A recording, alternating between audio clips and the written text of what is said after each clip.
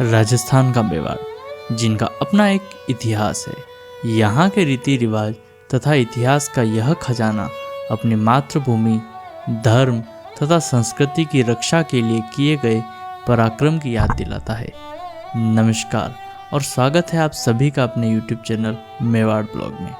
आज हम आपको ले चलेंगे मेवाड़ की राजधानी उदयपुर में स्थित एक ऐतिहासिक धरोहर सिटी पैलेस की ओर, जो न केवल एक भव्य महल है बल्कि मेवाड़ी गौरव का प्रतीक भी है। इस महल की नींव उस समय रखी गई थी जब 1559 ईस्वी में मेवाड़ के शासक महाराणा उदय सिंह जी ने राजधानी चित्तौड़गढ़ से स्थानांतरित कर उदयपुर में बसने का निर्णय लिया।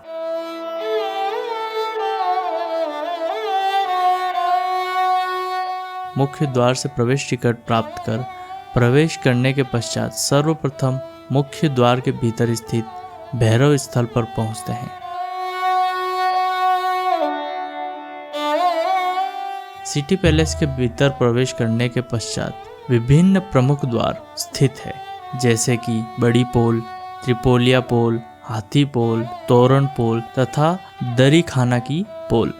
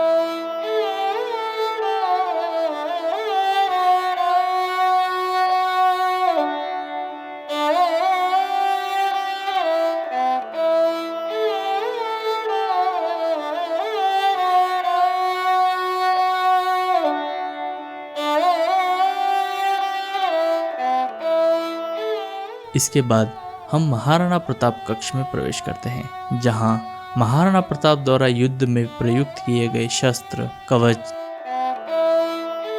तथा अन्य आयुध प्रदर्शित है।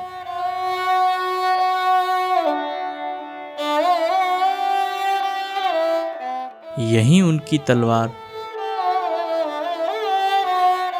तीर, कमान आदि भी सुरक्षित रखे गए हैं।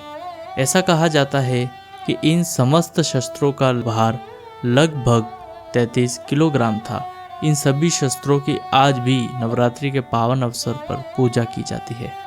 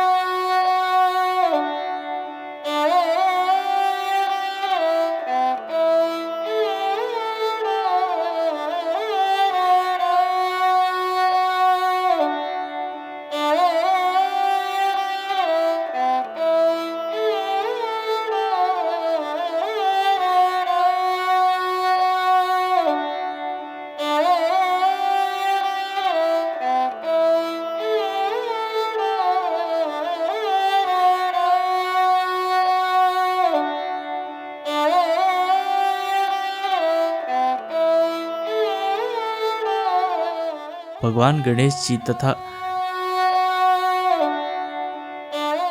गज लक्ष्मी जी की प्राचीन मूर्तियां भी यहाँ स्थापित है। भगवान एकलिंग जी एवं श्रीनाथ जी की चित्र प्रतिमाएं दर्शनीय है, जो कि अत्यंत प्राचीन काल से इस स्थान पर विद्यमान है। इसके पश्चात आगे बढ़ने पर एक खुला चौक आता है जिसे राय आंगन कहा जाता है। यह वह स्थान है जहां प्राचीन समय में मेवाड़ के राजाओं का राजतिलक संपन्न हुआ करता था।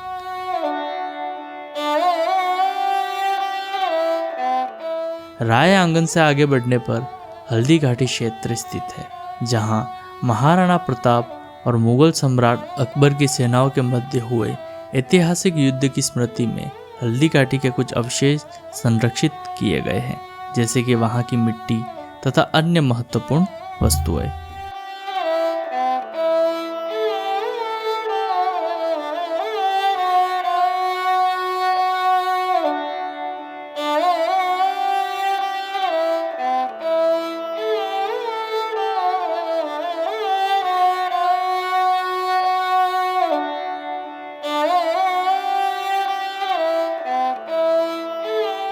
यहीं पर प्रसिद्ध लक्कू कुंड स्थित है। यहाँ पर नवनिर्वाचित राजा के समय 1,00,000 सिक्कों से कुंड को भरा जाता था तथा दान स्वरूप अर्पित किया जाता था।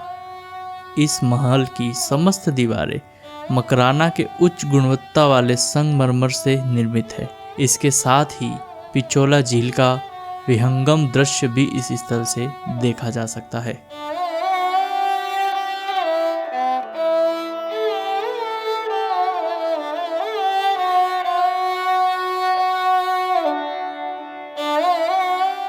महल के कुछ मार्ग इतने संकरे एवं गोपनीय रूप से बनाए गए थे कि यदि कोई शत्रु महल के भीतर प्रवेश भी कर जाए तो उन पर नियंत्रण पाना सहज हो सके। जब हम इस महल की चौथी मंजिल पर पहुंचते हैं तो देखते हैं कि वहां विशाल वृक्ष लगे हुए हैं। देखने में यह अचंभित करता है कि किसी महल की ऊपरी मंजिल पर इतने बड़े पेड़ कैसे हो सकते हैं, किंतु इसका कारण यह है कि यह महल एक पहाड़ी पर निर्मित है तथा ये सभी वृक्ष उसी पहाड़ी के भूमि पर उगे हैं। यहाँ पेड़ों के नीचे कोई कक्ष या निवास स्थान नहीं है। इस प्रकार न तो पहाड़ी को काटा गया और न ही महल के निर्माण में कोई बाधा आई। पास ही स्थित पिंजरे, कबूतर घर उस काल में प्रशिक्षित कबूतर रखे जाते थे जो संदेशवाहक के रूप में कार्य करते थे।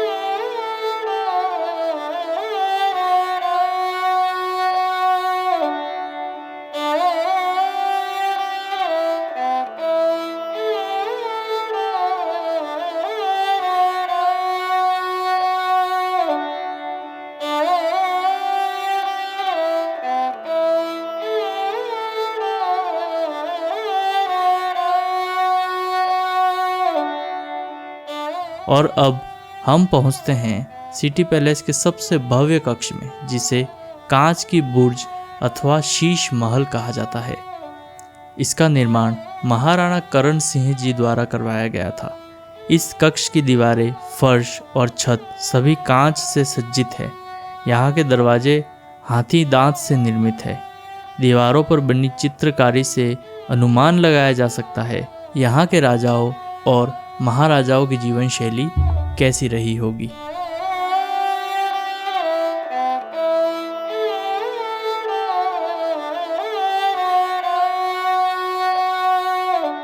जब हम सिटी पैलेस की 5वीं मंजिल अर्थात शीर्ष तल पर पहुंचते हैं, जिसकी ऊंचाई लगभग 105 फुट है, तो यहाँ से संपूर्ण उदयपुर का अत्यंत मनोरम दृश्य दिखाई देता है। इसी परिसर में मोती महल स्थित है। जब दीवाने आम में कोई सांस्कृतिक कार्यक्रम अथवा नृत्य उत्सव आयोजित किया जाता था, तब राज परिवार की रानियां मोती महल में बैठकर उस आयोजन का अवलोकन करती थी। मोती महल की दीवारों में लगे विशेष कांच के माध्यम से रानियां बाहर का दृश्य स्पष्ट रूप से देख सकती थी, किंतु बाहर से कोई भी व्यक्ति उन्हें देख नहीं सकता था। यहाँ पर महाराजाओं के मनोरंजन हेतु शतरंज का क्षेत्र तथा उनके विश्राम हेतु बैठक भी निर्मित की गई थी। दीवाने आम के विपरीत दिशा में दीवाने खास स्थित है, जहाँ राजा अपने मंत्रियों के साथ महत्वपूर्ण विषयों पर विचार विमर्श हेतु सभा करते थे।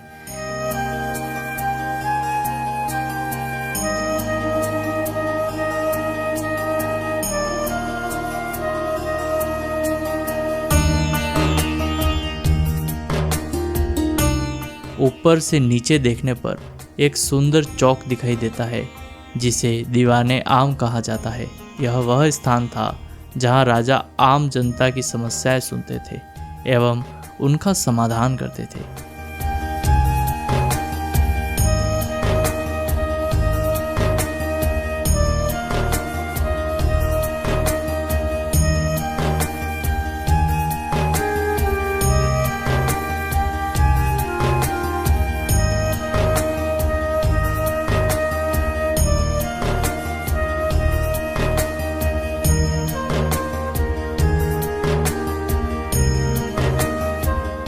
इसके पश्चात हम मोर चौक की ओर बढ़ते हैं, जिसका निर्माण महाराणा कर्ण सिंह जी द्वारा 17वीं शताब्दी में करवाया गया था। इसके आगे का कक्ष माणक महल कहलाता है,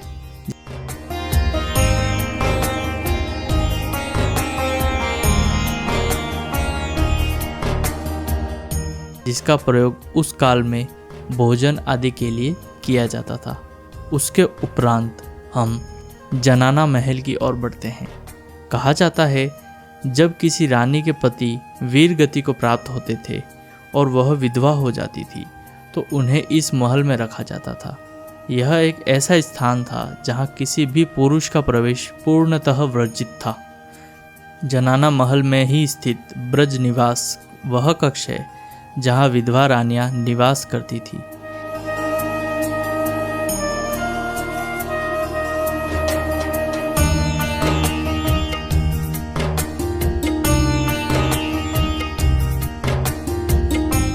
इसी कक्ष में भगवान श्री कृष्ण का झूला भी रखा गया है।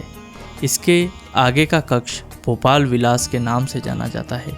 यहाँ पर उस काल के पंखे लगे हुए हैं जो मिट्टी के तेल केरोसिन से चलाए जाते थे।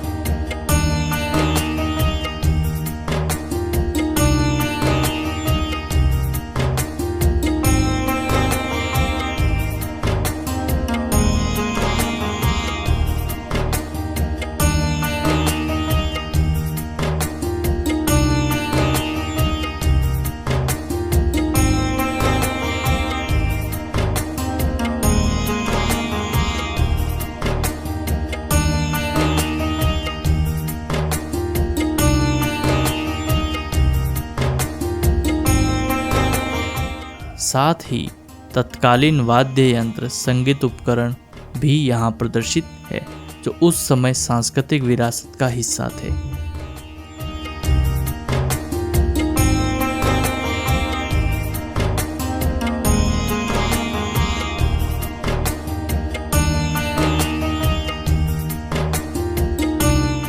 इस महल को वर्तमान समय में उसके उत्तराधिकारी विशेष अवसरों जैसे कि उत्सव तथा विवाह समारोह हेतु किराए पर उपलब्ध कराते हैं, किंतु इस महल का किराया अनुमान से परे है। वर्ष 2018 के दिसंबर माह में प्रसिद्ध उद्योगपति श्री मुकेश अंबानी की पुत्री ईशा अंबानी के विवाह समारोह का आयोजन सिटी पैलेस में हुआ था। उस समय यह महल 4 दिनों के लिए बुक किया गया था तथा अनुमानित व्यय लगभग 800 करोड़ रुपए बताया गया था। इस आयोजन में सिटी पैलेस के साथ जग मंदिर एवं आसपास की समस्त 5 स्टार प्रॉपर्टीज भी बुक की गई थी। इस प्रकार पिछोला झील के किनारे स्थित उदयपुर का यह भव्य एवं ऐतिहासिक सिटी पैलेस न केवल वास्तुकला का उत्कृष्ट उदाहरण है, बल्कि मेवाड़ की समृद्ध सांस्कृतिक विरासत का भी प्रतीक है।